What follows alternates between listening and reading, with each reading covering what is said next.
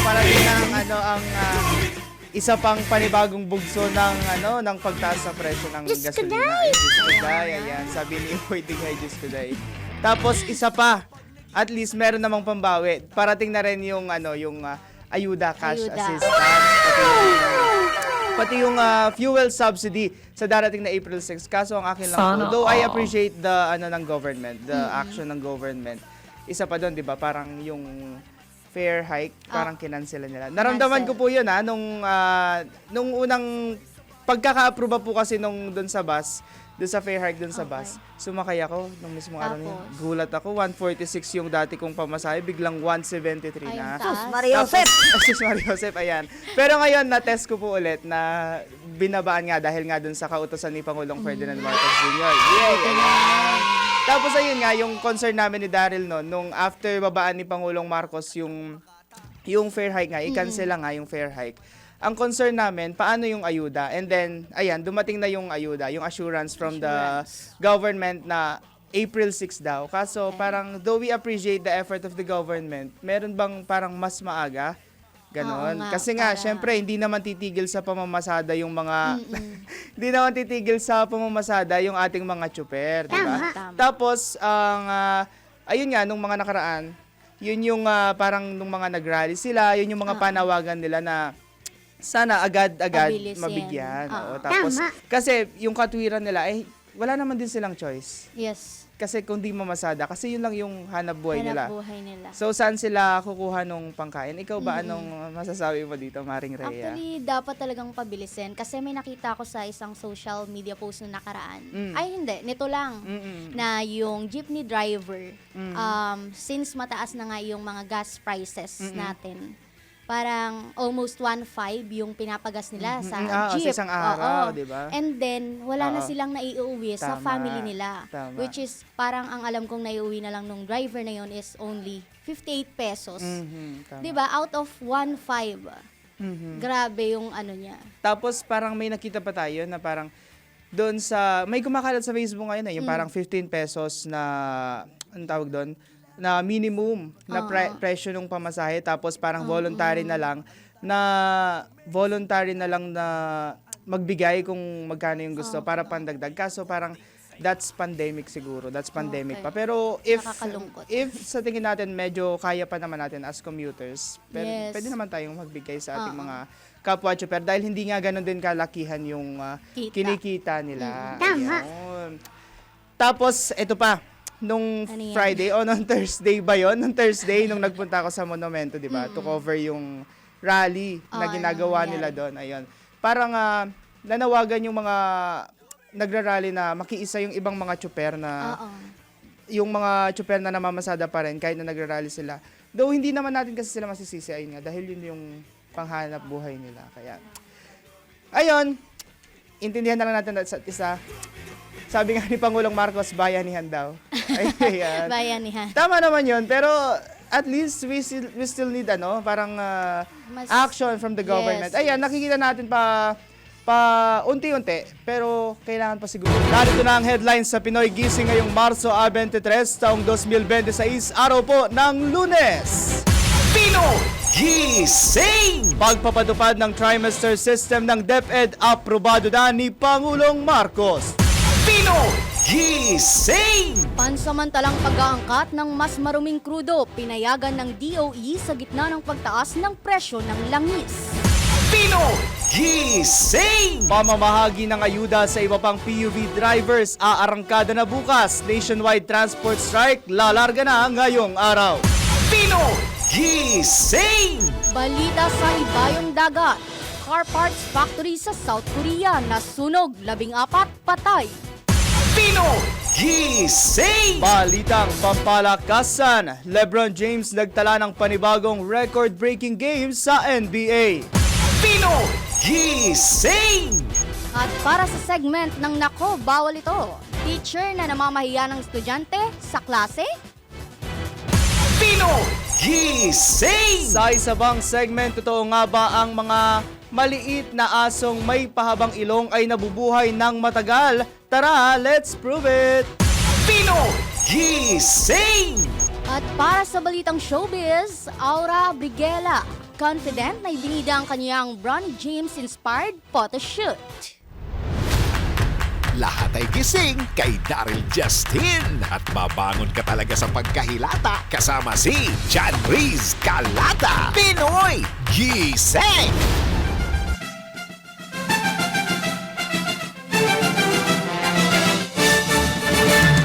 At para sa detalye ng mga balita, inaprubahan na ni Pangulong Ferdinand Marcos Jr. ang bagong 3-term school calendar para sa mga pampublikong paaralan na sisimulan sa school year 2026-2027.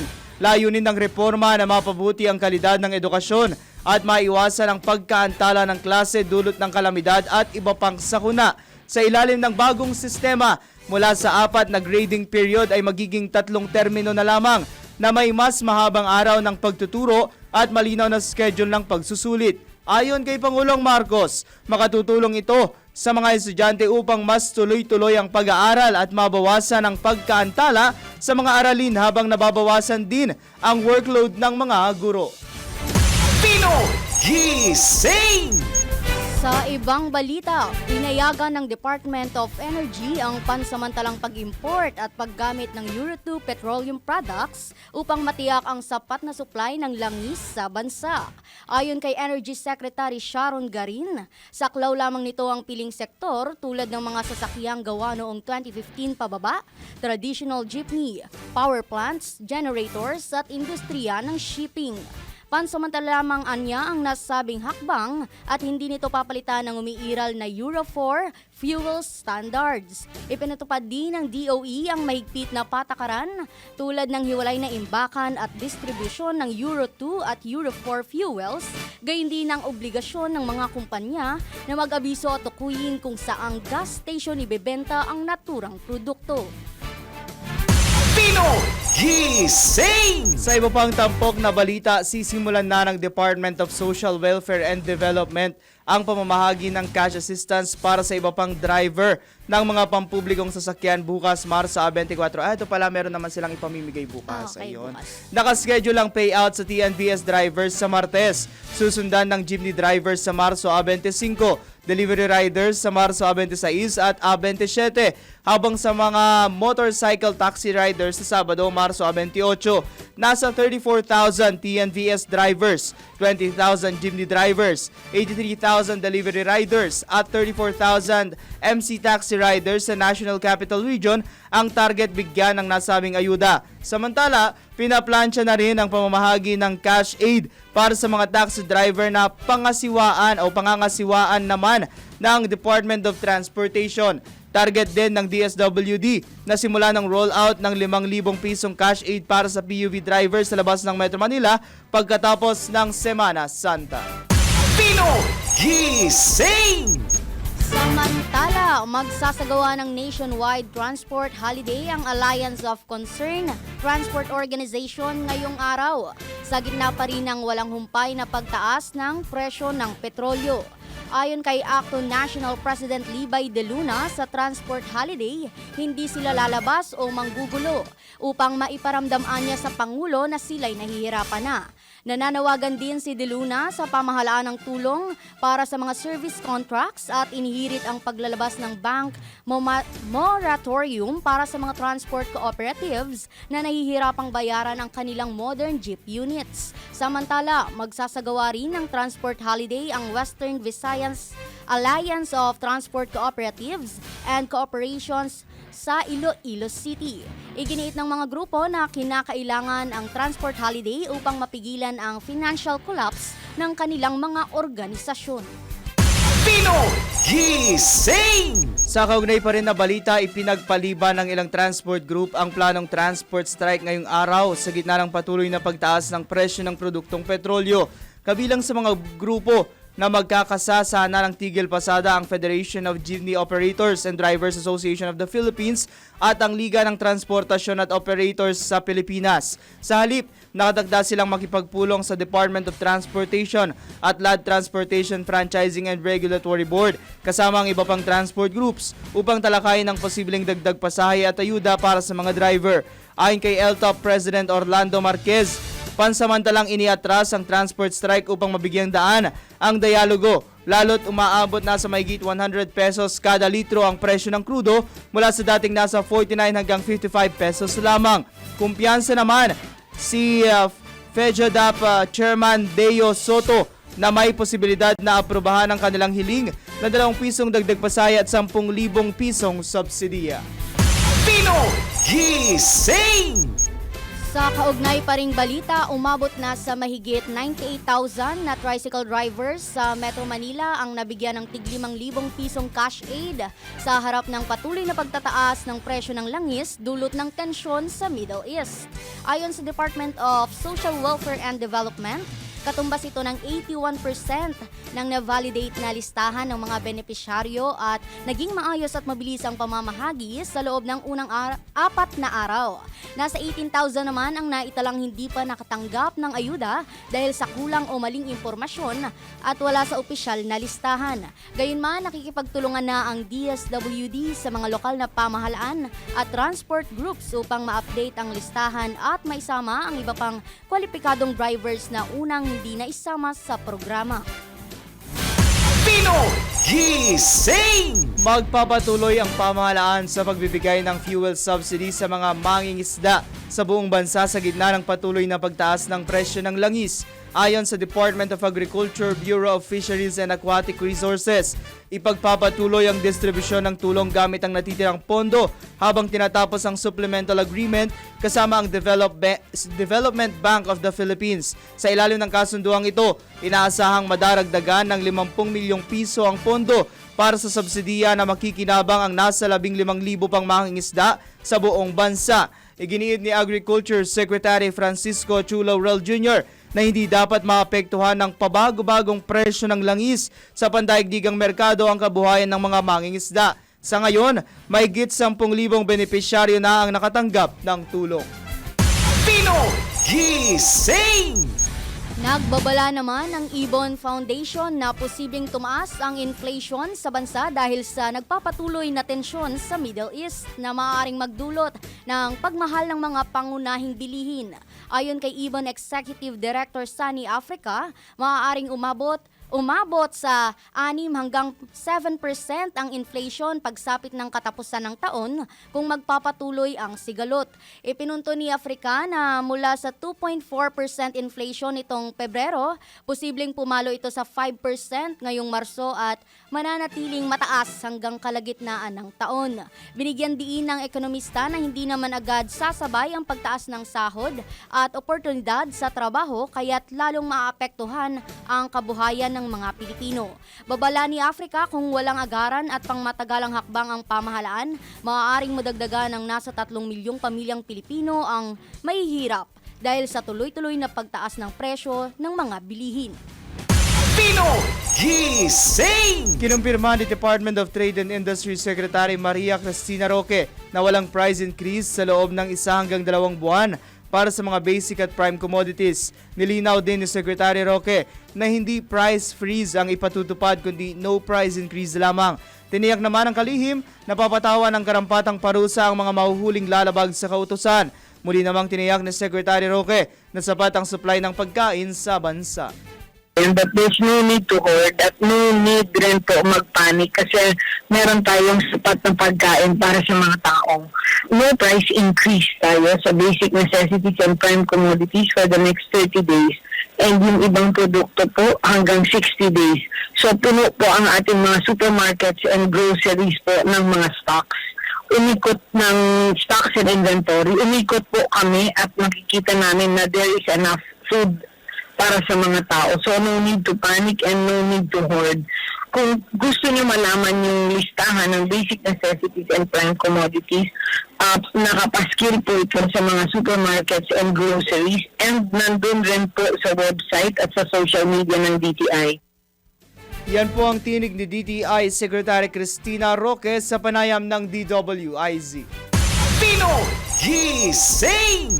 Nagbabala naman ang Department of Agriculture sa posibleng pagtaas ng presyo ng pagkain dahil sa pagtaas ng freight at transport cost. Ayon kay Agricultural Agriculture Secretary Francisco Chu Laurel Jr. Ito'y sa gitna na rin ng patuloy na pagsirit ng presyo ng produktong petrolyo dahil sa sigalot sa gitnang silangan. Gayunman, iginiit ni Secretary Laurel na nanatiling matatag ang supply ng pagkain na aabot pa niya hanggang Hunyo o Hulyo. Nauna na rin sinabi ng kagawaran noong Pebrero na inaasahang tataas ng mahigit 5% ang supply ng bigas, batay na rin sa datos ng Philippine Statistics Authority. Pinoy Gising! Inaasahang tataas ang singil sa kuryente ngayong Abril dahil sa epekto ng tensyon sa Middle East at paghina ng piso kontra dolyar. Ayon kay Energy Regulatory Commission Chairman Francis Saturnino Juan, kung magpapatuloy ang pagtaas sa presyo ng supply mula sa mga generation company patungo sa distribution utilities at retailers, agad itong makikita sa bayarin ng mga consumer. Gayunman, nilinaw ng ERC na wala pang eksaktong halaga kung magkano ang magiging dagdag sa singil sa kuryente. Samantala, ayon sa National Association of Electricity Consumers for Reforms, posibleng tumaas ng 2 hanggang 4 na piso kada kilowatt-hour ang singil batay sa dagdag na gastos sa wholesale electricity spot market. Nagdag pa ng NASECORE ang karagdagang 2 piso kada kilowatt-hour katumbas ng nasa 400 pesos na dagdag sa buwanang bayarin ng isang pamilyang kumukonsumo ng 200 kilowatt-hours. Iminungkahi rin ito na dapat dumaan sa audit ang anumang pagtaas at ipatupad ito ng utay-utay o staggered basis. Pinoy Gising! Nagbabala naman ang Federation of Free Farmers Cooperative na mararamdaman sa susunod na anihan ng palay ang epekto ng pagtaas ng presyo ng abono dulot ng mahal na langis. Ayon kay FFC National Manager Raul Montemayor, nagsisimula na ang pagmahal ng abono at may mga ulat na magdodoble na ang presyo ng ilang fertilizers. Itinanim niya ang kasalukuyang inaaning palay noong mas mura pa ang abono. Kaya sa susunod na taniman at anihan, doon po mararamdaman ang buong epekto ng mataas na presyo ng krudo. Ipinunto ni Montemayor na mapipilitan ang mga magsasaka na dagdagan ang gastos o bawasan ang paggamit ng abono na maaaring magresulta sa mas mababang ani. Tinatayaan niyang makikita ang epekto sa loob ng 3 hanggang 4 na buwan kasabay ng susunod na harvest cycle dahil maraming gastusin sa pagsasaka ang nakadepende sa presyo ng langis. Tanggap tayo ng pag-uulat mula sa labas ng himpilan. DWIZ Patrol Report! Pagsalubong sa 340 OFWs mula Middle East, pangungunahan ni Pangulong Marcos ngayong umaga. Detalye mula kay Patrol 13 Gilbert Perdes. Nakatagdang pangunahan ni Pangulong Ferdinand Marcos Jr. ngayong umaga ang pagsalubong sa nasa 340 mga OFW na nagpasyang umuwi mula sa gitnang silangan. Nakatagdang dumating yung mga OFW bandang alas 7:30 ngayong umaga kung saan personal silang sasalubungin ng Pangulo bilang bahagi ng patuloy na pagtugon ng gobyerno sa kalagayan ng mga manggagawang Pilipino sa ibayong dagat. Makasama ng Pangulo sa naturang aktibidad sina Secretary Antonio Lagdameo, Secretary Hans Leo Kakdak ng DMW at iba pang mga opisyal ng gobyerno na tumutulong sa agarang pag-asikaso sa mga dumating na yung mga OFW nga. Inaasahang pagkakaluban yung mga OFW ng iba't ibang tulong mula sa pamahalaan, kabilang na ang pinansyal na ayuda, serbisyong medikal at mga programang makatutulong sa kanilang muling pagsisimula habang nasa bansa. Sa unang bahagi pa lamang ng buwang ito, libo-libong mga OFW na ang ligtas na nakauwi sa Pilipinas matapos ng makilahok sa repatriation program kasabay nga ng patuloy na tensyon sa gitnang silangan.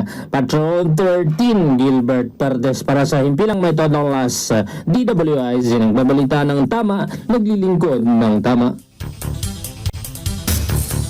Samantala, pagdeklara ng state of national emergency para mapigil ang pagtaas ng presyo ng langis at bilihin suportado ni Senador Aquino. Ang ulat mula kay Patrol 19 Celi Ortega Bueno.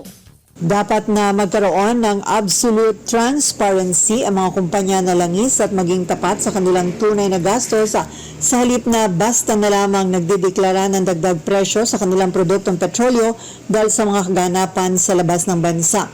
Itinayag ni Senator Erwin Tulfo makaraang mag-co-author sa Senate Bill No. 641 na naglalayong magpatupad ng mahigpit na transparency sa Philippine downstream oil industry. Sa ilalim na naturang panukala, magkakaroon ng kapangyarihan ng Department of Energy na obligahin ang mga oil companies na isumite ang actual cost component o ang tunay na detalye ng kanilang gastusin sa bawat litro ng petrolyo. Magiging automatic ang pagsusumiting ito kapag ang average price ng Dubai crude oil ay umabot sa itinakdang presyo base sa Min of Platts Singapore.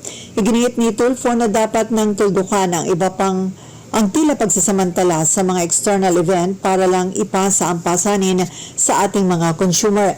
Maari na anyang nagrereklamo, marami na niya nagrereklamo sa kanya tungkol sa mga premature hikes at kadududang galaw sa merkado. Samantala, matagal na rin sinusulong ni Tulfo ang pag-repeal sa oil deregulation law simula pa noong siya ay nasa House of Representatives. Ito sa Patrol 19 sa Leo Ortega Bueno para sa impilang metodong lakas sa DWIC. Nagbabalita ng tama, naglilingkod ng tama. Samantala, fuel subsidy at ayuda mas palalawakin sa transport sector ayon kay Pangulong Marcos. Nagbabalik Patrol 13 Gilbert Perdes. Ibinida ng pamahalaan na patuloy ang pamamahagi ng fuel subsidy sa ilalim ng DOTR para sa mga apektadong tsoper. Ayon kay Pangulong Ferdinand Marcos Jr., mahigit 100,000 mga tricycle drivers na ang nakatanggap ng tulong pinansyal nitong Marso bilang bahagi ng programa. Nakatakda rin palawakin ang pagbibigay ng subsidy sa iba pang mga transport workers sa buong bansa simula Abril 6. Ayon sa Pangulo, hindi pababayaan ng pamahalaan ang sektor ng transportasyon sa gitna ng krisis. Patrol 13 Gilbert Perdes para sa himpilang may todong las DWIC. Nagbabalita ng tama, maglilingkod ng tama. Sa kaugnay na balita, 2 buwang toll discount para sa public transport. Epektibo na ngayong araw. Ang detalye mula kay Patrol 38, Jen Patrolya. Epektibo na ngayong araw ang 2 buwang toll discount para sa public utility vehicles, public utility buses at mga sasakyang ginagamit sa freight services sa mga pangunahing expressway sa bansa.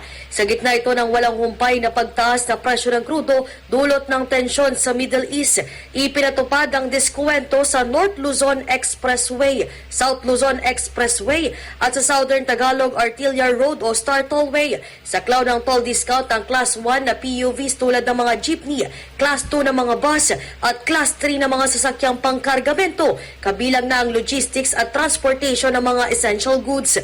Sa ilalim ng bagong toll rates, makakatipid ng hanggang 18 pesos kada biyahe ang Class 1 vehicles, habang aabot naman sa 47 pesos at 72 pesos ang matitipid ng Class 2 at Class 3 vehicles. Kabilang din sa magpapatupad ng diskwento ang ilang mahalagang expressway gaya ng Manila-Cavite Toll Expressway, R1 Expressway Extension, Muntinlupa-Cavite Expressway at Subic-Clark-Tarlac Expressway. Para sa mga operator ng PUV, katumbas ito ng matitipid na aabot sa 66 pesos kada biyahe para sa Class 1 vehicles, 131 pesos para sa Class 2 at 197 pesos naman para sa Class 3. Ayon sa Department of Transportation, ipinatupad ang diskwento sa pamagitan ng rebate system kung saan matatanggap ng lingguhang credit ang mga kwalipikadong sasakyan upang agad na maramdaman ang ginhawa sa kanilang cash flow. Ako si Patrol 38 Jen Patrol na nag-uulat sa himpilang may todong lakas DWIZ, nagbabalita ng tama, naglilingkod ng tama. Samantala, matatag na supply ng bigas at presyo nito muling tiniyak ni Pangulong Marcos. Nagbabalik Patrol 13 Gilbert Perdes. Siniguro ng pamahalaan na sapat ang supply ng bigas sa bansa sa kabila ng pandaigdigang hamon sa ekonomiya. Ayon kay Pangulong Ferdinand Marcos Jr., patuloy ang implementasyon ng 20 pesos kada kilong bigas sa halos 200 LGUs at planong palawakin pa ito. Ayon sa Pangulo, pinag-aaralan din ang posibleng pagpapatupad ng price cap upang mapanatiling abot kaya ang presyo nito sa merkado. Sinabi ng Pangulo na kontrolado pa rin ang presyo at walang dapat ikabahala ang publiko sa supply ng bigas. Patrol 13 Gilbert Perdes para sa himpilang may todong las DWIC. Nagbabalita ng tama, naglilingkod ng tama. 50% discount sa LRT2 at MRT3, epektibo na ngayong araw. Nagbabalik Patrol 38 Jen Patrolya.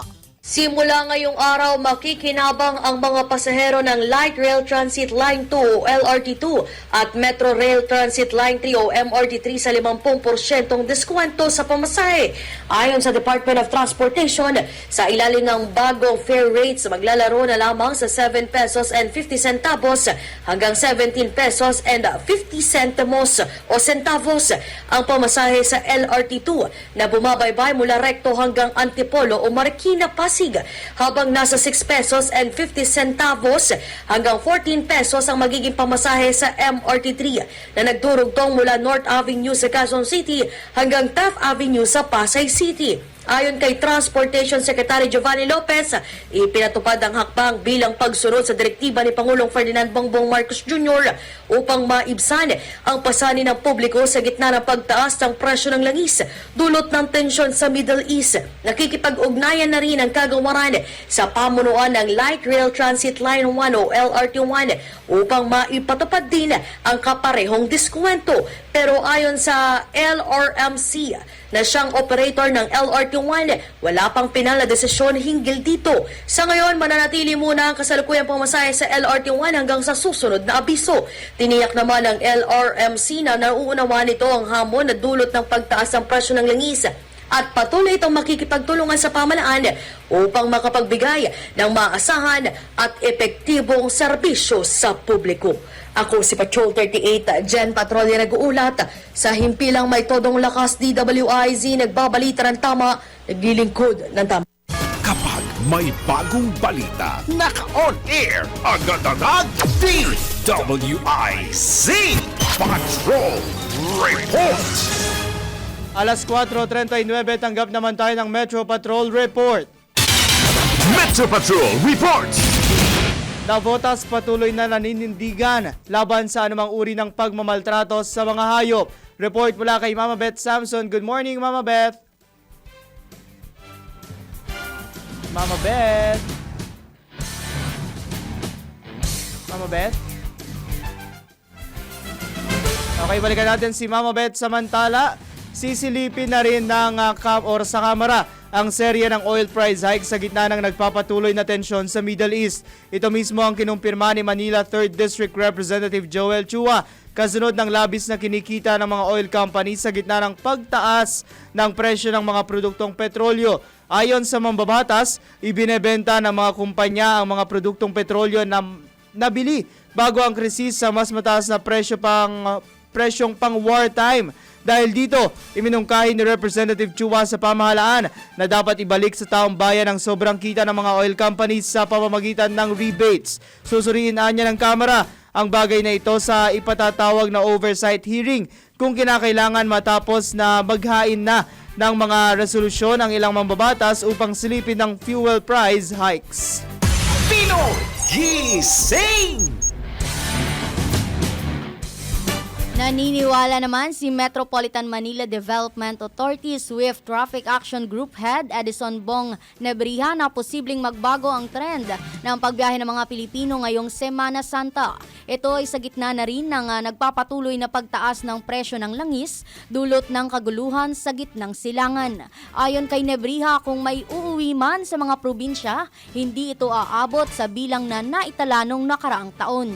I think we will see a significant change sa mga taong aalis ng Metro Manila at baka dito na lang, mag-staycation na lang dito. Kasi yung presyo next week, magtataas pa tayo ulit. And there's no end in sight as far as the conflict in Middle East is concerned. So I think kung mag-stabilize man yung presyo natin, hindi pa po bababayan anytime soon.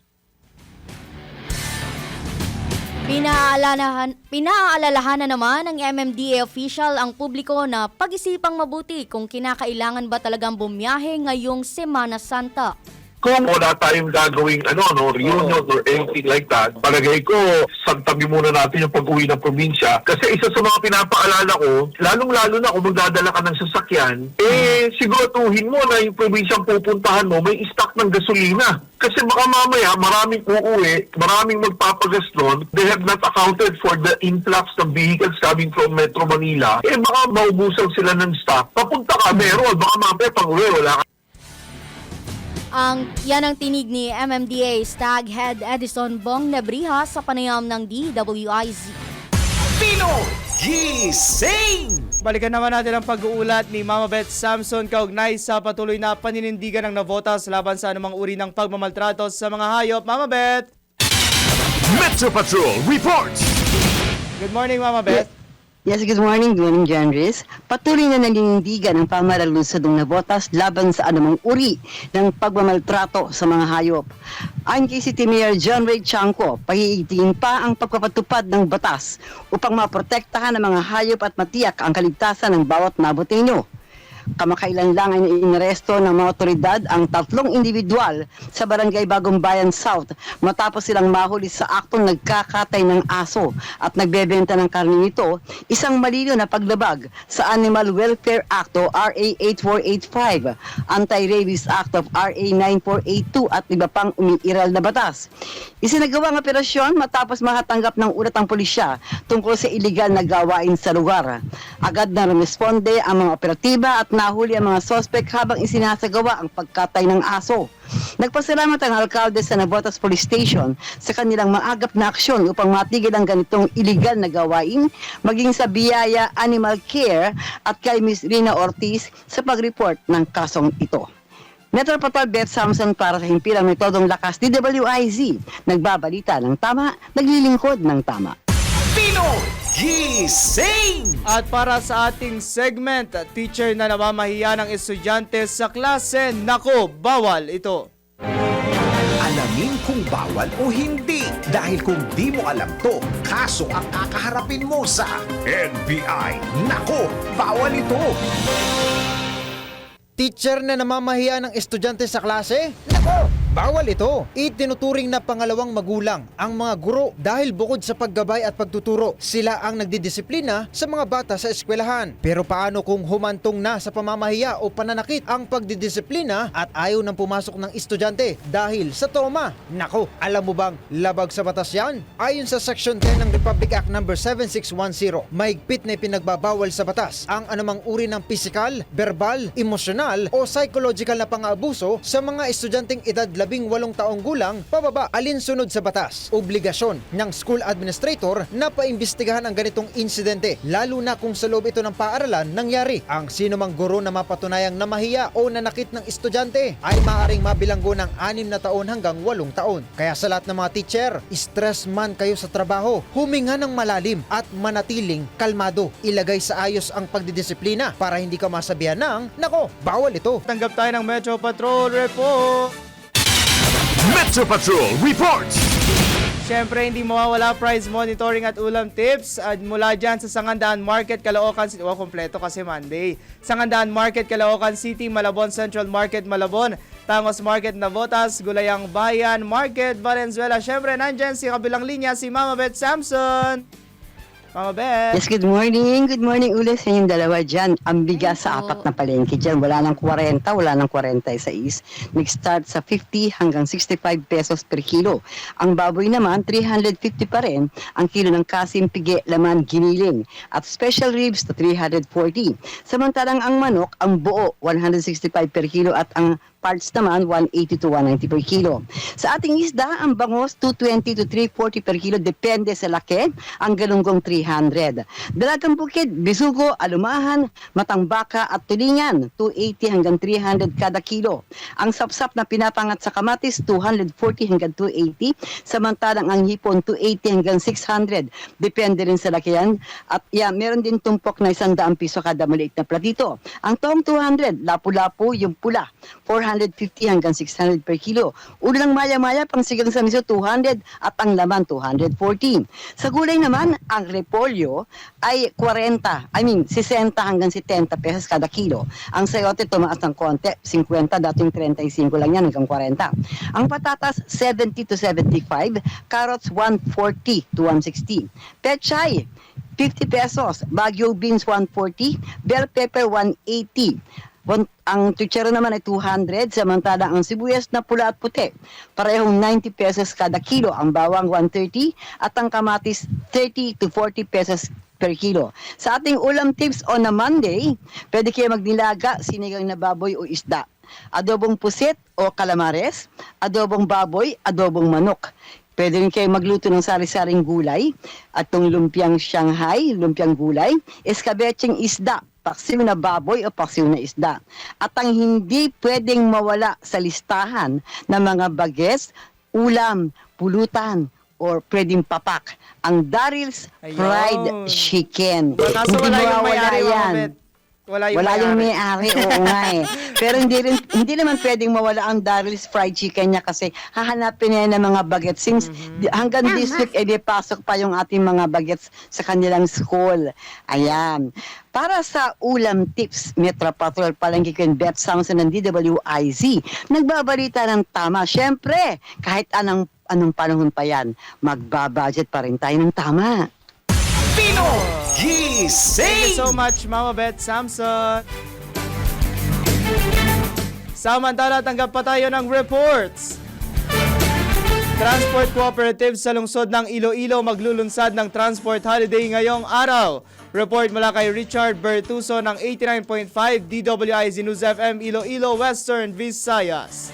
Maglulunsad ng Tigil Pasada o Transport Holiday ngayong araw ang Transport Cooperatives sa Iloilo City sa ilalim ng Western Visayas Alliance of Transport Cooperatives and Corporation Incorporated o WVATCCI. Ayon sa alyansa, kinakailangan nila itong gawin upang mapigilan ang total financial collapse ng kanilang operasyon. Lalahok ang nasa mahigit 1,000 modernized at traditional jeepney na bumabiyahe sa ilalim ng Local Public Transport Route Plan ng Iloilo City. Anya, hindi kailanman atensyon ng WVATCCI na magbigay ng abala sa publiko, kundi layunin lamang nila na mapangalagaan ang transport sector at protektahan ang kabuhayan. Hiling din nila sa pamalaan na ipatupad ang dagdag singil ng pamasahe na magiging malaking tulong sa kanila dahil inaasahang magiging mahirap ang sitwasyon ngayon. Sinuspindi na ng pamalaang lungsod ang face-to-face classes sa lahat ng antas at mag-aalok ito ng libreng sakay para sa iba pang commuters. Mula dito sa DWIZ Nas FM 89.5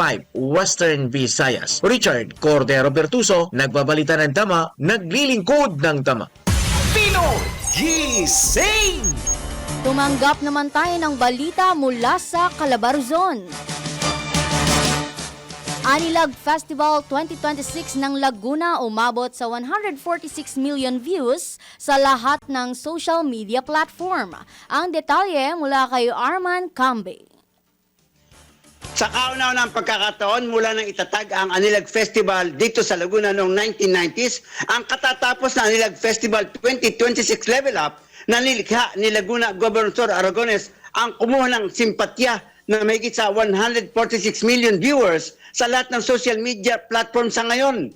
Base sa nakon datos ng maraming IT expert, ang Festival 2026 ng Lalawigan ay dinumog ng milyong tao sa loob ng 6 na araw at pinanood ng milyong tao sa viewers online dahil sa nakita nilang malaking pagbabago ng mga inilatag na programa at event. Inilarawan ng Festival 2026 ang kahalagahan ng mayamang kultura at tradisyon ng Laguna at higit sa lahat ang pinakatampok sa mga tourist spot na nagsasaad na ang Laguna ang may pinakamalaki at pinakamayamang tanawin sa bansa.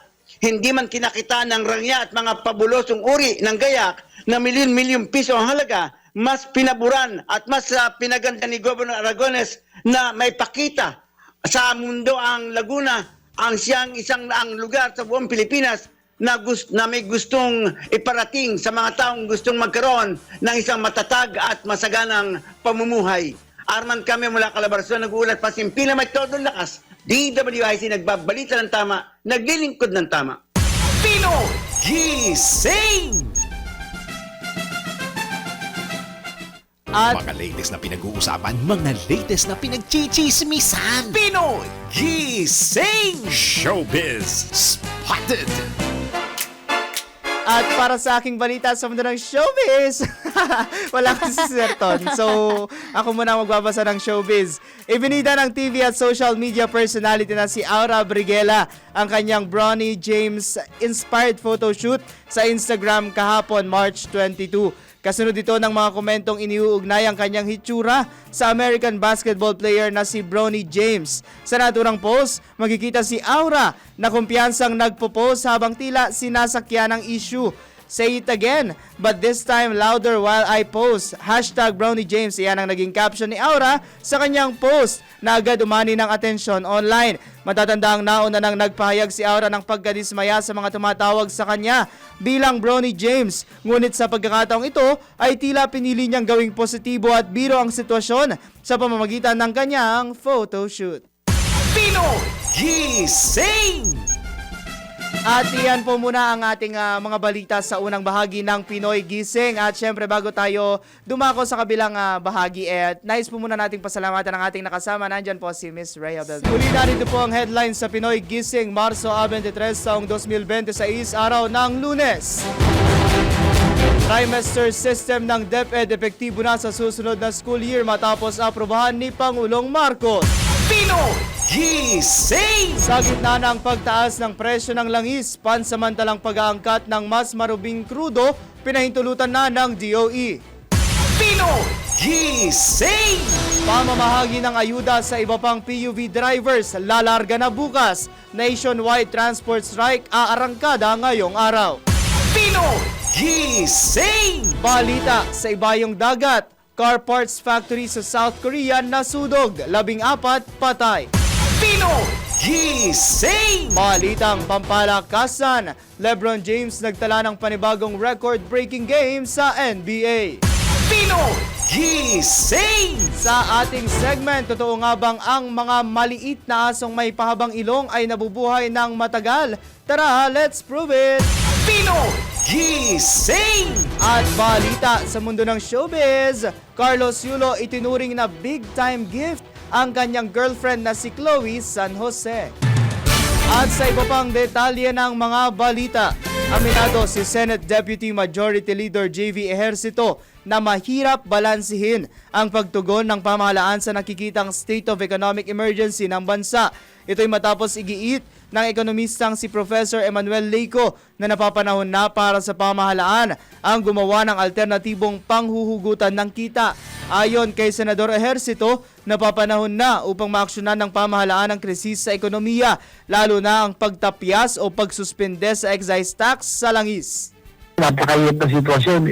It's a balancing act, no? Kasi ang bigay ho namin sa Senado ay 3 months. Kaya lang, balancing act dito, pag tumagal din kasi masyado, yung deficit naman ho natin ang magiging problema. Kapag masyado matagal ang suspension ng excise taxes, yung deficit, ang ibig sabihin yan, maraming programa ng gobyerno, lalo na yung mga social programs, ang maaaring hindi mapondohan at magsasuffer naman po. No? Yung healthcare at iba pang mga bagay ay maaari namang magsuffer. So, ang hirap po talaga yung sitwasyon na Ate Sally, na kinakailangan, I would call it a national emergency na I think ito yung mga panahon na dapat magkaisa muna tayo. Samantala, bukas ang senador sa pagsusuri, pag-amyenda o pagbasura sa Oil Deregulation Law at Electric Power Industry Reform Act dahil ramdam na ang negatibong epekto nito sa bansa. Kailangan ang gobyerno magkaroon ng say, ika nga, o control, lalong-lalo kapag may crisis situation. Pwede rin i-review, pwede rin i-repeal na kung kinakailangan, at ang sa akin, lalo na ipira, kinakailangan talagang bisitahin at kailangan din ma-review at amyendahan ko sa kasakali. Yan po ang tinig ni Senate Deputy Majority Leader JV Ejercito sa panayam ng DWIZ. Pinoy Gising!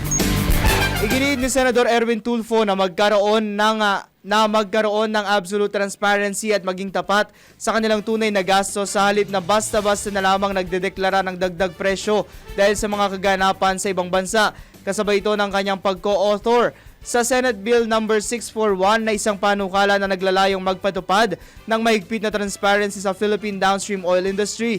Sa ilalim ng nasabing batas, magkakaroon ng kapangyarihan ng Department of Energy na obligahin ng mga oil companies na isumite ang actual cost component o ang tunay na detalye ng kanilang gastusin sa bawat litro ng petrolyo. Magiging automatic ang pagsusumiting ito kapag ang average price ng Dubai crude oil ay umabot sa itinakdang presyo base sa Min of Platte, Singapore. Matatanda ang ibinunyag ng DOE na sa nakaraang pagdinig ng Senate Committee on Ways and Means na nagpadala na sila ng notices to explain sa mga gas stations na iniulat na umaabuso sa tensyon sa Middle East para magtaas ng presyo. Gayunman, inamin ng ahensya na limitado ang kanilang galaw dahil sa oil deregulation law. Pinoy Gising! Pabor si Senate Committee on Finance Chairman Sherwin Gatchalian na amyendahan ng Republic Act No. 8479 o ang Oil Deregulation Law. Ayon kay Senador Gatchalian, naghain siya ng panukala upang mabigyan ng kapangyarihan ng pamahalaan na silipin ang presyo ng langis. Ang nangyari nung regulate natin, pinagbawalan din natin yung gobyerno, tignan yung presyo. Wala nang responsibilidad yung mga oil companies na i-declare yung presyo. At dyan nagkakaproblema dahil hindi natin alam kung mahalin bili nila, mura ang bili nila. Basta kung ano i-charge sa atin, yun ang babayaran natin. So, pabor ako na dapat amendahan oil deregulation, no? Lalo na sa mga ganit panahon ng krisis na ang gobyerno dapat meron siyang visibility, may mata siya sa ganitong mga sitwasyon. Iginiit naman ng senador na ginagawa ng pamahalaan ang lahat ng kanilang maaaring gawin upang maibsan ang paghihirap ng mga Pilipino. So nakita ko naman, for example, nagre-release na ng Pantawid Pasada via DSWD sa ating mga PUV drivers, tricycle drivers. So ito ay isang mekanismo rin, yung tinatawag nating subsidies. Pangalawa, nakita ko rin na nagbaba sila ng pamasahe sa LRT, MRT at pagbabawas rin ng singil sa North Expressway dito sa amin at sa South Expressway. So, kumbaga ginagawa rin ng gobyerno dahan-dahan yung mga pwede nilang gawin. Dahil tandaan natin, pag binawasan ng excise tax, meron din tama to sa koleksyon ng gobyerno. At pag mabawasan ng koleksyon ng gobyerno, pwede rin mabawasan yung subsidiya, pwede rin mabawasan yung mga basic services na ibibigay. So, ginagawa muna, kumbaga, ginagawa strategically kung ano yung pwedeng gawin nang hindi makaka-apekto sa koleksyon ng gobyerno. Pero kung kailangan talagang gawin ngayon, naka-standby na yan at pwede nang gamitin ng ating Pangulo. Yan po ang tinig ni Senate Committee on Finance Chairman Sherwin Gatchalian sa panayam ng DWIZ. Pinoy Gising! Nakukulangan ng National Confederation of Tricycle Operators and Drivers Association of the Philippines sa mga hakbang na isinasagawa ng pamahalaan upang matugunan ang pagtaas ng presyo ng langis. Giit ni NACTODAP President Ariel Lim, bagamat malaking tulong ang pagbabahagi ng subsidiya, hindi ito sapat upang tugunan ang pagtaas ng presyo ng langis. Nagkakaroon na po ng pagtigil ng pasada o ng biyahe ng mga bus, ng mga pampublikong sasakyan kasi po hindi kaya yung resyo talaga at wala pong malinaw na tulong. Okay po yung nagkaroon ng AX para sa mga public transportation like sa tricycle. Pero tingnan po natin dapat na yung pong 5,000 na yan, hindi po sasapat yan sa 2 linggo na mahigit na patuloy na pagtaas ng produktong petrolyo. Pinuna rin ni Lim ang pagsuspende ni Pangulong Ferdinand Marcos Jr. sa taas pasahe. Siyempre, nung binatak po yung yung piso na dagdag sana na makakatulong sana ng malaki, talaga pong lalo tayong nagka-problema, lalong sumama ang loob ng mga dahil umasa.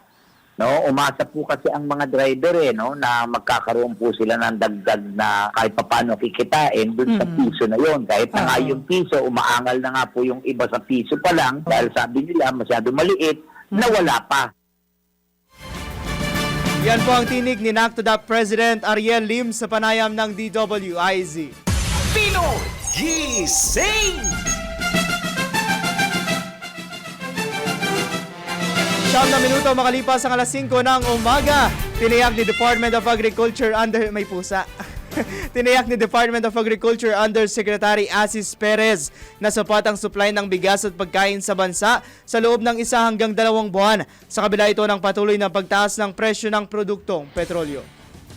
Matatagpo naman ang ating supply at medyo marami po tayong bigas. Ang ating pong manok, ay binilang ko po namin yung mga nasa cold storage saka yung expected harvest po natin. Mga good for 120 days yung ating supply. At ang ating pong isda naman ngayon, ngayon kasi tag-araw, walang bagyo, maraming dumarating tayong isda at yun ang tilapia dito sa Taal na balitaan ko isang araw ay sobrang baba dahil madami yung dumarating na isda sa dagat kaya medyo mababa ang farm gate, 80 pesos na lang po ang farm Albatangas. Nanawagan naman si Yusek Perez ng karagdagang suporta para sa mga local producers upang mapagtibay ang economic at food security cluster ng bansa. Kasi kahit na may pera tayo, yung po mga ibang bansa, hindi naman po nila ilalabas yung kanilang sariling pagkain. Siyempre, ang uunahin po niyan, yung kanilang kababayan. Kaya ngayon po, dapat pag-ibayuhin natin yung ating produksyon, ating i-inspire yung ating mga farmer na mag-produce pa ng mas marami dahil nga po natulungan natin ang ating mga magsasaka, higit pa, magdagdag tayo ng ambag puhunan sa kanila para naman mas sumigla yung kanilang pagpuproduce ng ating pagkain. Yan po ang tinig ni Department of Agriculture Undersecretary Asis Perez sa panayam ng DWIZ. Pinoy Gising! Samantala, kinumpirma ni Colonel Edison Bong Nebriha, pinuno ng Metropolitan Manila Development Authority Swift Traffic Action Group na bumaba na ng nasa 30,000 ang dami ng mga kotse sa Metro Manila mula Marso 16 hanggang 17. Ayon kay Nebriha, patunay ito na madaling naka-adapt ang mga motoristang taga Metro Manila dahil nakakapaghanap ang mga ito ng alternatibo bukod sa pagmamaneho tulad ng carpooling at pagsakay sa pampublikong transportasyon. Hinimok ng MMDA official ang publiko na kung kaya ng katawan, ibisikleta na lang ang pupuntahan kung napakalapit lang nito. We've been encouraging people to take active transportation. Lalong-lalo na kung ang home to work distance mo is less than 10 kilometers. Kaya pong i-bike talaga yan. Marami nagsasabi, hindi masyadong yung kalsada natin, masyadong matraffic, punong-puno ng mga motorsiklo. We've seen the changes now, 30,000 vehicles in 2 days. Nakita po natin yung reduction in volume. And I think bike is an option. Dagdag pa ni Nebriha, mainam para sa publiko na magtulungan upang mapahaba pa ang gamit ng kasalukuyang supply ng langis habang nagpapatuloy ang sigalot sa gitnang silangan. I think for now, tayo na mismo ang mag-adjust muna, mag-adapt sa situation. Kasi hindi na po ito usapin ng affordability but availability. Time will come na papag-usapan natin, ilan pa ba bariles ang meron tayo? Yan na po papag-usapan natin, hindi na po presyo ng produktong petrolyo. Yan po ang tinig ni MMDA Stag Head Edison Bong Nebriha sa panayam ng DWIZ. Pinoy Gising!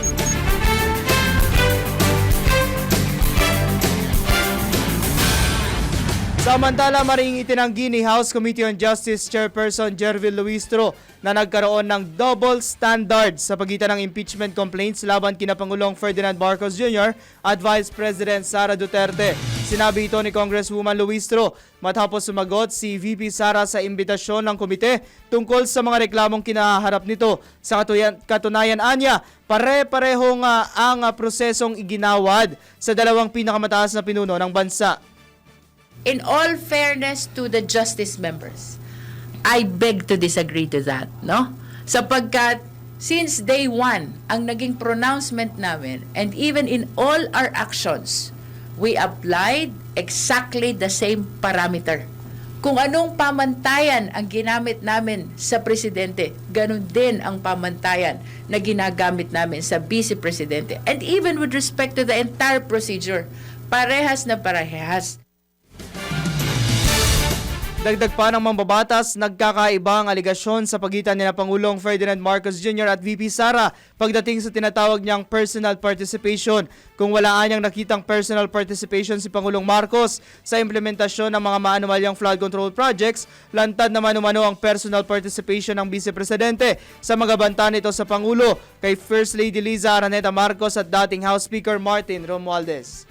May personal participation ba ang Vice President doon sa allegation of having contracted an assassin as the whole world was able to watch that video, no? Ito yung sinasabi ng mga justice members, res ipsa loquitur. Everything is in the video already. It was the Vice President who is actually uttering the words of threat against these three important personalities and having shared to the whole world na nakontrata siya ng assassin. who will do the killing against these three personalities if she dies, no? So, if we will be talking about the personal participation, hindi pa ba sapat yung video na yan?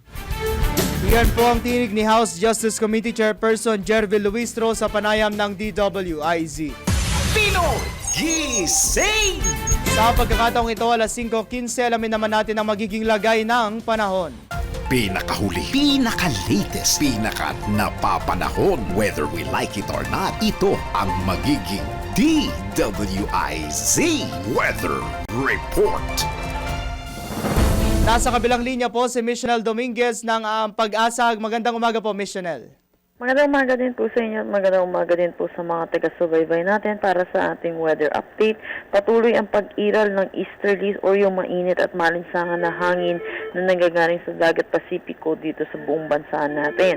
Dulot nito ay naasahan natin magiging mainit at malinsangan lalo na sa tanghali hanggang hapon na kung mababa naman po yung chance ng mga pag-ulan, kung meron man po isolated rain showers lamang po ito o kaya mga localized thunderstorm pagdating sa hapon at sa gabi.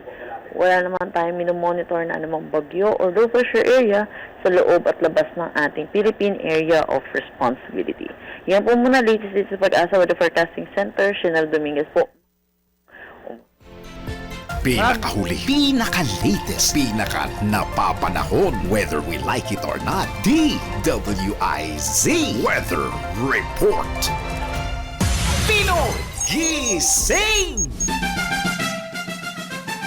Maraming salamat po, Missionel Dominguez. Sa pagkakataong ito, tanggap naman tayo ng sunod-sunod na reports. Malawakang transport holidays ng ilang transport group aarangkada na ngayong araw. Ilang public schools suspendido ang klase. Detalye mula kay Patrol 38 Jen Padrolia. Magkakasa ngayong araw ng mas malawakang transport holiday o transport strike sa buong bansa ang ilang transport group sa gitna ng mataas sa presyo ng langis dulot ng tensyon sa Middle East. Pangungunahan ito ng Alliance of Concerned Transport Organization at National Federation of Transport Cooperatives na kumakatawan sa mahigit 100,000 pampublikong sasakyan sa ilalim ng Public Transport Modernization Program. Ayon kay Libay Di Luna, presidente ng ACTO, hindi na nila kayang paandarin ang kanilang mga sasakyan dahil sa sobrang taas ng presyo ng langis. Sinabi naman ng NFTC na ang kanilang transport holiday ay mapayapa at hindi magdudulot ng sagabal sa kalsada. Walang road reblocking o protesta na isasagawa dahil nakatuon lamang anya sa suspensyon ng operasyon at maintenance ng mga sasakyan. Dahil dito, ilang lokal na pamalaan kabilang ng Iloilo City ang nagsuspinde ng face-to-face classes bilang paghahanda sa kakulangan ng mga PUV sa operasyon. Ako si Patrol 38 Jen Patrolya nag-uulat sa himpilang may todong lakas DWIZ nagbabalita ng tama, naglilingkod ng tama. Pinoy Gising! Samantala, Bureau of Customs muling pinagtibay ang ugnayan nito sa pribadong sektor matapos ang matagumpay na 15th General Assembly ng Customs Industry Consultative and Advisory Council. Report mula kay Patrol 5, Aya Yupangko. Muling pinagtibay ng Bureau of Customs, BOC, ang ugnayan nito sa pribadong sektor matapos ang matagumpay na 5th General Assembly ng Customs Industry Consultative and Advisory Council o SICAC. Layunin ang pagtitipon ay sulong ang kooperasyon at gawing mas epesyente ang mga proseso sa BOC alisunod sa direktiba ni Pangulong Ferdinand Bongbong Marcos Jr. na paigtingin ang ease of doing business at palakasin ang kolaborasyon ng publiko at pribadong sektor. Sa nasabing aktibidad, binigyan din ni Gerald Uy Chan, Pangulo ng Chinese Filipino Business Club Incorporated, ang malaking pagbabago sa ahensya sa ilalim ng pamumuno ni Customs Commissioner Ariel Nepomuceno. Sa ilalim ng liderato ni Nepomuceno, sinabi ni Chan na muling nabuo at naibalik ang tiwala sa BOC at naging posible ang pag-unlad. Bukod pa rito, naging epektibong plataforma rin anya ng yung sikap dahil hindi lamang pinakikinabangan ang pribadong sektor kundi aktibong bahagi na ng mga solusyon mula anya sa pagiging ahensya. Iniiwasan ang BOC ay isa na ngayong institusyon na nirerespeto at pinagkakatiwalaan. Ito si Battle number 5. Ay yung pangkaparisyon pilmay todo ng lakas. DWIC. Nagbabalita ng tama, naglilingkod ng tama. Pinoy Gising! Dumako naman tayo sa Malacanang. Supply ng kuryente at langis pinaghahandaan na ng Administrasyong Marcos. Report mula kay Patrol 13 Gilbert Ferdez. Nakikipag-ugnayan na ang pamahalaan sa mga power generation companies upang madagdagan ang kapasidad ng kuryente sa susunod na 60 araw. Ayon kay Pangulong Ferdinand Marcos Jr., aabot sa 23 power projects ang inaasang mag-o-online na may kabuang 900 megawatts na dagdag sa supply. Patuloy din daw ang ginagamit ang Malampayan Natural Gas upang matiyak ang sapat na supply ng energy. Sa usapin naman ng langis, na ipagdayan ng pamahalaan sa mga trade partners tulad ng India, Japan at South Korea para sa alternatibong supply. Patrol 13 Gilbert Perdes para sa himpilang may todongas DWIZ. Nagbabalita ng tama, naglilingkod ng tama. Pinoy Gising! Sa iba pang balita, inaasahan ni Manila 3rd District Representative Joel Chua na mapapadali ang pagtatapos ng sesyon ng House Committee on Justice sa impeachment complaint laban kay Vice President Sara Duterte kung hindi ito magsusumite ng ebidensya. Ayon kay Congressman Chua, chairman ng House Committee on Good Government and Public Accountability, mananatiling respondent si VP Sara at umaasa pa rin siyang sisipot ito sa pagdinig sa Marso 25. May tuturing naman ng kinatawan ng lungsod ng Maynila na motion to dismiss ang liham na isinumite ng pangalawang Pangulo sa Kamara matapos nitong sabihin na pamumulitika lamang ang naturang pagdinig. Para sa amin po, ito po ay isang general denial. Kasi parang inaamin mo po yung mga allegations. Alam naman po yan sa legal practice pag ikaw ay sumasagot. Halimbawa, mayroon pong allegation, dapat punto per punto sinasagot mo at nagbibigay ka ng iyong affirmative or special defense. So, ganoon din dapat siya. May allegations po ng ganito. So, dapat mayroon po siyang mga karapatang sagot. Kada allegation na pinabato po sa kanya. Otherwise, pag hindi niyo po ito nire-rebut, parang inaamin po ninyo. Iginiit din ni Chua na may jurisdiksyon ng Kamara sa pagdinig ng impeachment complaint matapos itong questionin ng Vice Presidente. Sa ating pong batas, lalong-lalo na po sa ating saligang batas, nakalagay po dito na ang may exclusive power po to initiate impeachment complaint is the House of Representatives. At yun po yung nangyayari sa ngayon. Kasi kung maalala po ninyo, dalawa po ang mode para po umusad ang impeachment complaint. Unang-una po ay via referral to the Committee on Justice or pangalawa po via 1/3 vote sa plenaryo para po ma-endorse sa Senado. Yan po ang tinig ni Manila 3rd District Representative Joel Chua sa panayam ng DWIZ. Pinoy Gising! Tanggap po tayo ng pag-uulat sa lalawigan. Isang service crew sa Santa Cruz, Laguna, patay sa banggaan ng motorsiklo at kuliglig. Report mula kay Kuyang Arman Cambe. Good morning, Kuyang Arman. Good morning, John Chris. Dead on arrival sa ospital isang 23 anyos na service crew ng isang kilalang food chain matapos mabundol ng ang minaman nitong motorsiklo ng isang kuliglig sa barangay San Juan, Santa Cruz, Laguna, alas 2:30 ng hapon kahapon. Kinilala ang biktima si Jerry Mark Alegre, binata at residente ng barangay Ogong na nabanggit na bayan. Sa investigasyon, pauwi na umano ang biktima sakay ng kanyang motorsiklo nang makasalubong nito ang kuliglig na may mga kargang bakal. Bigla umanong nawalan ng kontrol sa manibela ang driver ng kuliglig dahilan para tumbukin nito ang linya ng biktima kung saan tumama ang mga bakal sa katawan ng service crew na siya nitong ikinamatay. Agad naman sumuko sa impila ng pulis ang driver ng kuliglig na naharap sa kasong reckless imprudence resulting to homicide. Arman kami mula Calabarzon, nagulat pa sa impila may todo lakas. DWIC, nagbabalita ng tama, naglilingkod ng tama. Nagbabalik po ang Pinoy Gising at sa pagkakataong ito ay pinalad po tayo na mga kapanayam. Kaugnay ho sa kaka-aproba lamang po na 3-term school calendar. Nasa kabilang linya po si Mr. Benjo Benjo Basas, ang chairman po ng Teachers Dignity Coalition. Good morning po, Sir Benjo. Yes, Sir John Reese. Magandang umaga po. Magandang umaga sa lahat.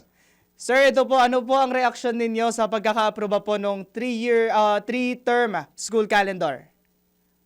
Sa totoo, hindi naman kami nagulat dahil nung Thursday ay meron kaming konsultasyon sa DepEd Central Office kay ASEC Jerome Buenviaje. At isa yun sa mga itinanong namin kung ito ipapatuloy, kailan ba natin to asahan? Ang sabi niya pa nga na pabiro, hintayin natin bukas. No? Kasi at kinabukasan nga nung Friday ay lumabas na sa balita na inaprobahan na ito ng Malacanang para ipatupad sa school year 2026-2027. Kaya gayon pa man, syempre, ang una kasi itong istorya nito, sir, alam naman natin, hindi natin alam pare-pareho yung mga detalye, pero merong nilabas yung ating Malacanang. May nilabas yung ating Department of Education na statement. Kaya nagulat tayo. Kaya humingi kami ng dialogue, humingi kami ng consultation sa DepEd to clarify matters surrounding this issue. Sir, ano po, kung ano po yung nilalaman po ng mga pinasa doon sa 3-term school calendar, ano po ba yun? Pabor po ba kayo sa TDC o hindi po gaano? Medyo tagilid? Kami naman kaya i-appreciate kasi meron naman dito talaga, meron dito sa tingin namin ay ni-resolve niya talaga yung ilan sa mga problema, halimbawa yung kasi ngayon talagang rampant yung mga class disruptions po dati,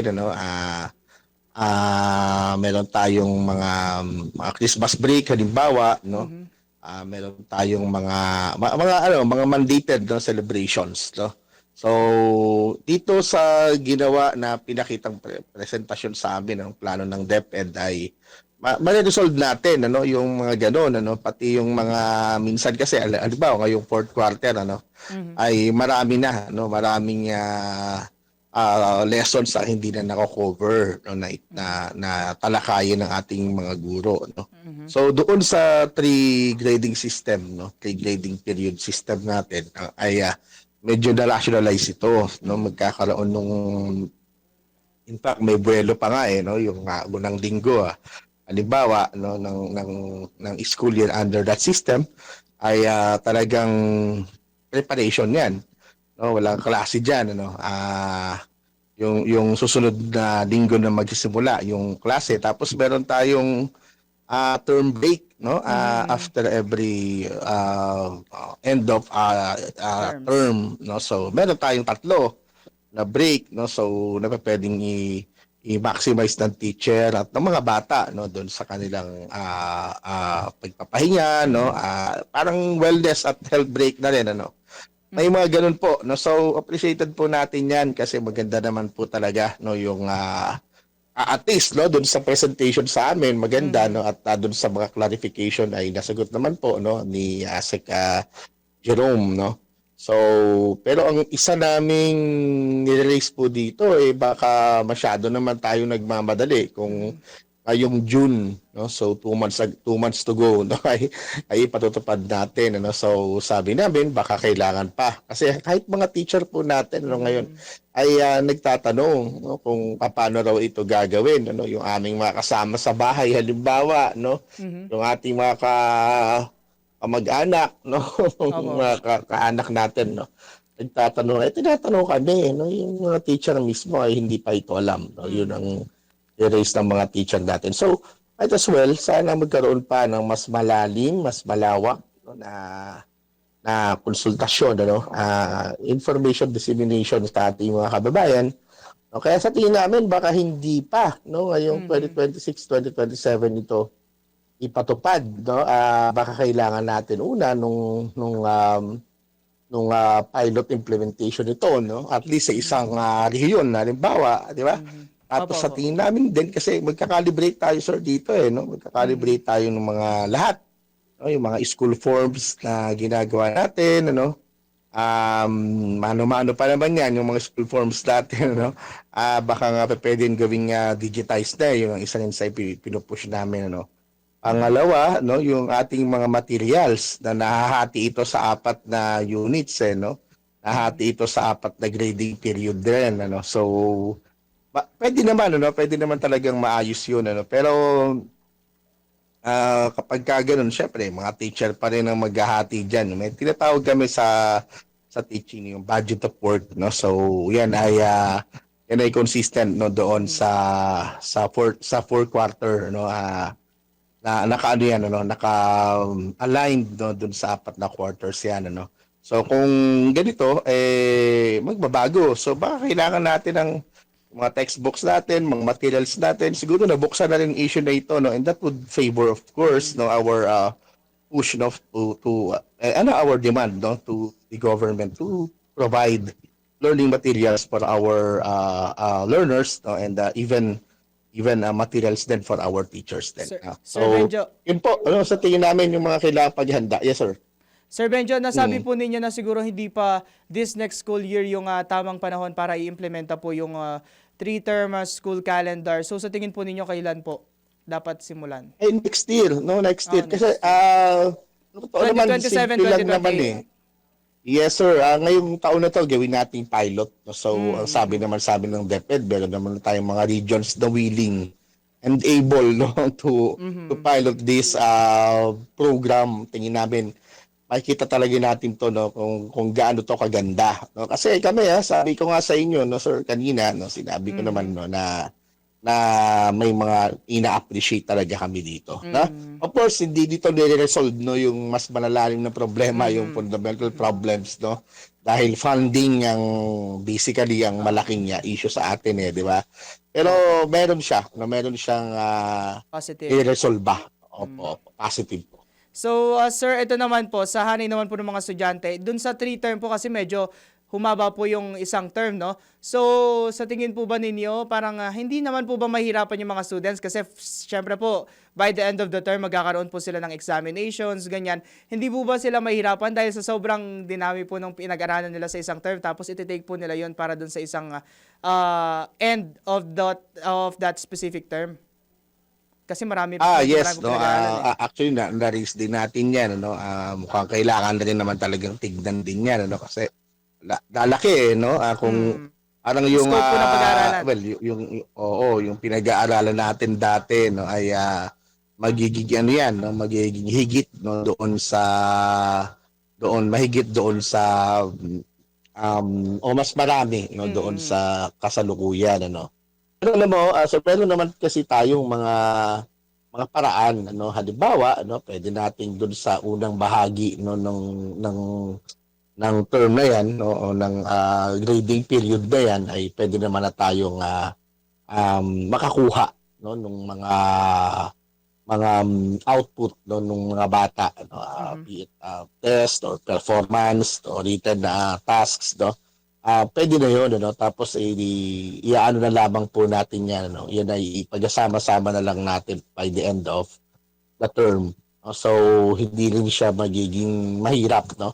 In fact, ang isa nga nating model diyan, ano, na tinitingnan, itong semestral, 'di ba? Ang semestral at ginagawa natin yung senior high school sa kasalukuyan, ano? Yung buong kalahating taon talaga yun, ano? Na yung final test nila ay kalahating taon.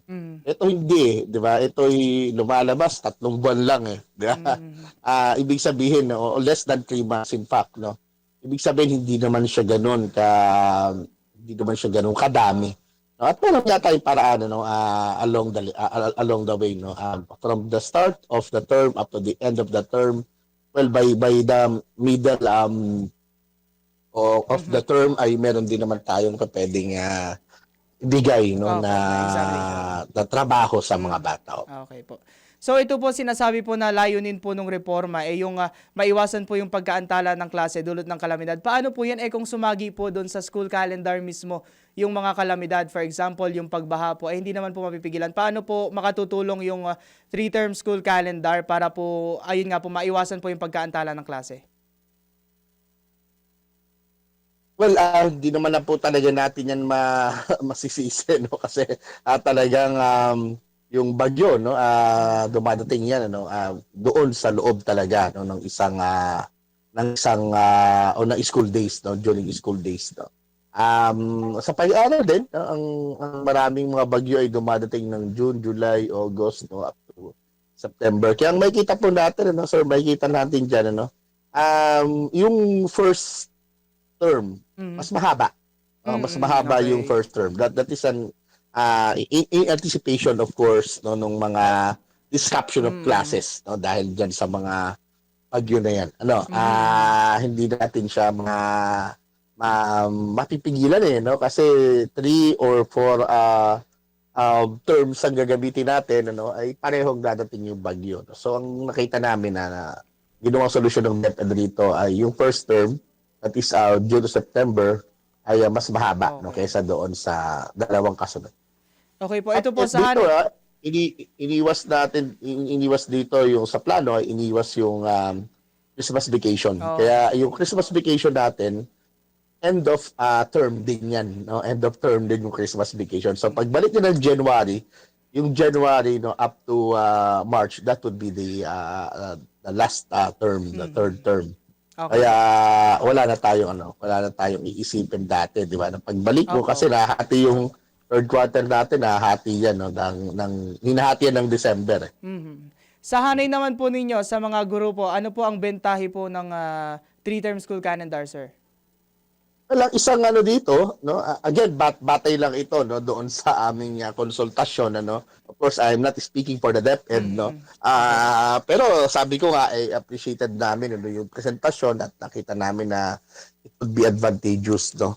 Ang nakita namin dito ay una, syempre, no, yung tactical. Di ba? Kung dati 4 na ulit kami, no, gagawa ng aming mga grades, no, magpapasa ng mga grades, no. Gagawa nung frequency of error, no, yung test results, no. Ngayon hindi na, no, 3 na lamang. So nabawasan kami ng isa, no, that's practical. Pangalawa, meron din tayong tinatawag na term break, no. So meron tayong 3 term break, no, instead of only 1, no, ngayon, ano. Ngayon 2 lang yung midterm at saka yung end of school year. Diba? Tapos yung midterm pa namin ngayon, ano, ay ginagamit yan, ano, doon sa tinatawag po natin na in-service training. No? So wala din talagang break, no, na sinasabi, no, na tinatawag. So ngayon magkakaroon po tayo ng break, no, kada end of the term. Tapos yung huli, ito yung medyo sa tingin namin, pinakamalaking bentahe dito.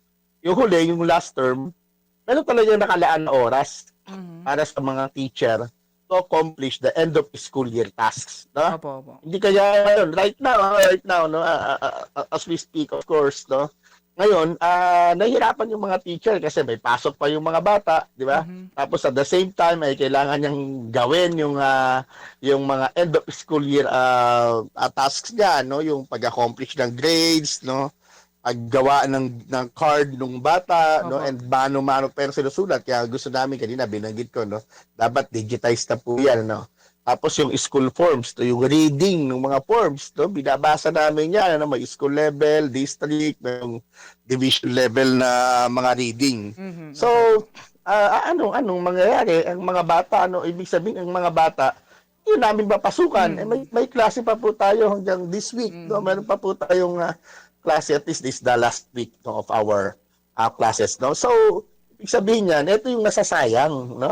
Dito sa plano ng DepEd, hindi na mag-suffer, no, yung school days, 'di ba? Kasi merong inilaan talaga na oras sa mga teacher, no, na para gawin itong mga bagay na to. At yung mga bata ay wala na sa school, no? Kung nandun man, sila ay nag-accomplish na lang rin, ano, ng kanilang mga requirements. Okay, ito po Sir Benjo, in general naman po, bukod po dito sa 3-term school calendar, ano pa po ang mga hakbang na dapat gawin ng gobyerno para matugunan po yung educational crisis po sa bansa? Well, una na naming sinabi yan. Siguro, i-relate ko lang rin nandito, no? Gusto nating linawin, no, na itong 3-term or 3-grading period system na ito, it would not resolve, no, the fundamental problem sa education system. Sabi ko nga po kanina, no? Maliliit na bagay na resolve dito, pero practical. Ha? Kaya ang aming panawagan pa rin sa gobyerno, dapat talaga kumilos yung ating gobyerno, specifically yung ating kongreso, para tugunan yung lahat ng pangangailangan ng ating sistema. No, mula doon sa mga kakulangan sa classroom, kakulangan sa teacher, sa mga aklat, no, lahat na makagamitan sa eskwela, even yung kubeta natin, no, siksikan yung mga bata sa klase, di ba? Kulang tayo ng mga school buildings and everything, no. And most importantly, para maging maayos po talaga yung system, alagaan natin yung ating mga teacher. Bigyan po natin ng sapat na sweldo ng mga benepisyo yung ating mga guro. At nananawagan kami, hanggang ngayon, nananawagan kami doon sa pag-aproba no, nung nakasalang sa Kongreso, sa Senado, 15,000 across the board increase for our public school teachers po. Okay, maraming salamat po, Sir Benjo. Maraming salamat din po. Mabuhay po tayo. Muli yan po si Mr. Benjo Basas, chairman po ng Teachers Dignity Coalition. Gap tayo ng pag-uulat mula sa lalawigan. Most wanted person na aresto sa Balesteros, Cagayan. Detalye mula kay Ronald Idol Domingo. Good morning, Kuyang Ronald. Good morning. Arestado ang isang most wanted person na naharap sa kasong paglabag sa Section 28 Article 5 ng Republic Act 10591 o Comprehensive Firearms and Ammunition Regulation Act sa Joint Manhunt Operation. Kinilala ang narestong suspect na si Aka Nardo, 42 years old, walang trabaho, residente ng nasabing bayan. Ang operasyon ay isinagawa ng Joint Manhunt Charlie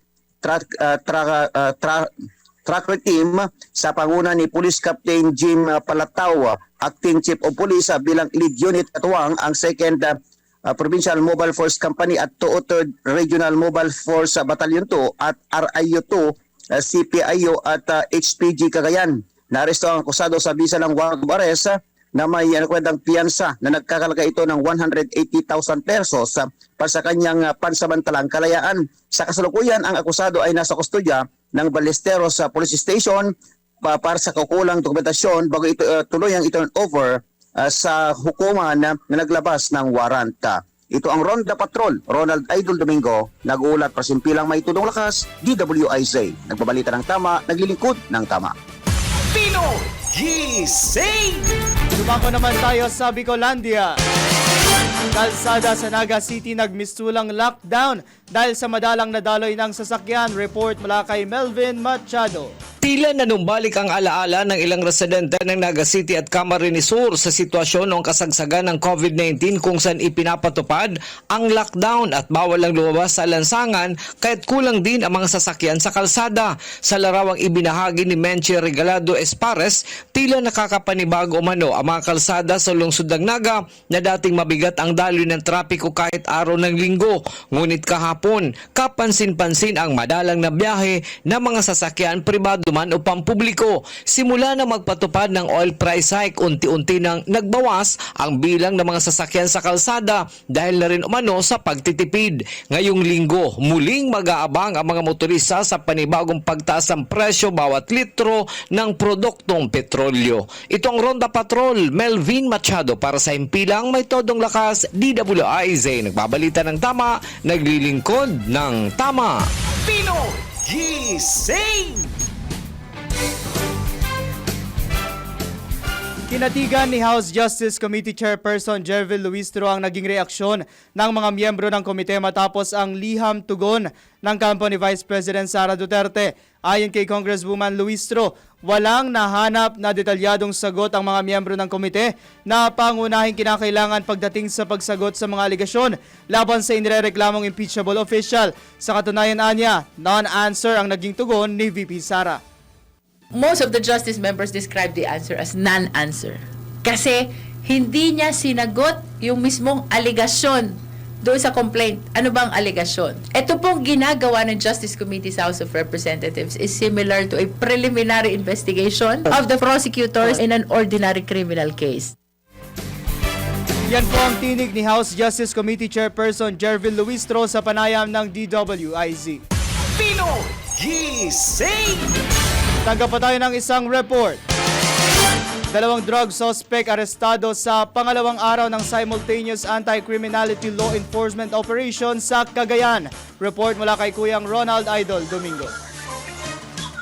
Sa ikalawang araw ng simultaneous anti-criminality law enforcement operation o SACLEO ng Cagayan Ucaps, 2 drug suspects ang naresto sa magkiwalay na bypass operation na isinagawa sa lalawigan ng Cagayan. Sa barangay Tamban, Alcala, Cagayan, matagumpay na aresto ang isang 29 years old na suspect sa operasyon na pinangunahan ng Alcala Police Station sa pamumuno ni Police Captain Bob Labin Balora, Acting Chief of Police Katuwang ang Regional Intense Unit 2 sa pamumuno naman ni Police Captain Emerson Orpilia at ang PNP Drug Enforcement Group 2 na kumpiska mula sa suspect ang isang folded brown paper na naglalaman ng ilang marijuana na may bigat na higit kumulang 8 grams at isang piraso ng 500 pisong buy-bust money. Samantala sa Barangay Sentro 10, Tuguegarao City, Cagayan, naresto rin ang isang 41 years old na suspect sa bypass operation na isinigawa ng City Drug Enforcement Unit ng Tuguegarao Component City Police Station sa pamumuno ni Police Lieutenant Colonel Gary Matagay, Acting Chief of Police, katuwang ang PNP Drug Enforcement Group Southern Cagayan sa pamuno ni Police Lieutenant Dominic Chris Alaybail at sa koordinasyon sa Philippine Drug Enforcement Agency. Na-recover mula sa suspect ang isang heat seal transparent plastic sachet na naglalaman ng ilang shabu na may bigat na humigit kumulang 1 gramo bilang buy-bust item, isang piraso ng 1,000 pisong buy-bust money at isang unit ng cellphone. Ang mga operasyon ay naisagawa alinsunod sa may iral na mga lituntunin kabilang ang maayos na pagdodokumento ng mga ebidensya sa presensya ng mga kinakailangang saksi. Kasalukuyan na sa kustodya ng kanilang kimpilan ng pulisya ang mga sospek habang ihanda ang pagsasampa ng kulang kaso sa ilalim ng Republic Act 9165. Ito ang Ronda Patrol, Ronald Idol Domingo, nag-uulat pasimpilang may tudong lakas, DWIZ. Nagbabalita ng tama, naglilingkod ng tama. Pinoy Gising! Sa mundo ng palakasan, ang latest malalaman sa DWIZ Sports News. LeBron James nagtala ng panibagong record-breaking game sa NBA. Detalye mula kay pareng Jordan Gutierrez. Good morning, paring Riz. Narito na ang nanggigising na sports news. Muling pinatunayan ni LeBron James ang kanyang husay sa larangan ng basketball matapos basagin ng record para sa pinakamaraming larong nalaro sa regular season ng kasaysayan ng National Basketball Association. Naabot ng basketball superstar ang kanyang ika-1,612 games sa panalo ng Los Angeles Lakers kontra Orlando Magic, kung saan nalampasan ni James ang dating record na 1,611 na hawak ni Robert Parrish mula pa noong 1997. Muntikan pang masapawan ng pagkatalo ang makasaysayang laro ni LeBron nang manguna ang Orlando sa score na 104-102 na may natitirang 3 seconds sa laro. Ngunit nagwagi ang Lakers sa pamamagitan ng clutch na 3-pointer ni Luke Kennard sa huling segundo ng torneo. At yan ang ating sports news. Ako si Jordan Gutierrez, nagbabalita ng tama, naglilingkod ng tama. Pinoy Gising! Mga latest na pinag-uusapan, mga latest na pinagchichismisan. Pinoy Gising! Showbiz Spotted! At para sa balita sa mundo ng showbiz, itinuring ng 2-time Olympic gold medalist na si Carlos Yulo bilang big time na regalo mula sa Panginoon ang kanyang girlfriend na si Chloe San Jose sa isang mensahe para sa karawan nito noong Sabado, March 21. Sa kanyang Instagram post, sinabi ni Carlos ang labis na paghanga at pasasalamat kay Chloe sa patuloy nitong suporta sa kanyang karera at personal na buhay. Sana all. Ayon sa atleta, kahit si Chloe ang may kaarawan, pakiramdam niya ay siya ay nakatanggap ng malaking biyaya dahil sa presensya nito sa kanyang buhay. Hiling din niya na matupad ni Chloe ang lahat ng pangarap at goals nito at tiniyak na mananatili siyang supportive na partner sa kabila ng anumang hamon sa kanilang buhay. Pinoy Gising! At syempre, bago magtapos ang programa, nais po muna nating batiin ang ating mga nakasama dyan sa live streaming dyan sa Facebook. Nandyan si Mama Beth Samson, syempre, si Angela Agnes Batak, Batman, Marilyn Carpo, Nelson Malinaw, Miss Susan Heronimo, good morning po sa inyo, Miss Virgie Harvest, at nakamonitor nga si Mama Beth Samson. At syempre ang ating patama quote, appreciate the little things. Doon nagsisimula ang tunay na saya. Ayan. At yan po ang mga balita ngayong March 23, araw po ng Lunes. Sa ngalan po ni Daryl Justin, ako po ang inyong nakasama, John Riz Galata, nagbabalita ng tama, naglilingkod ng tama.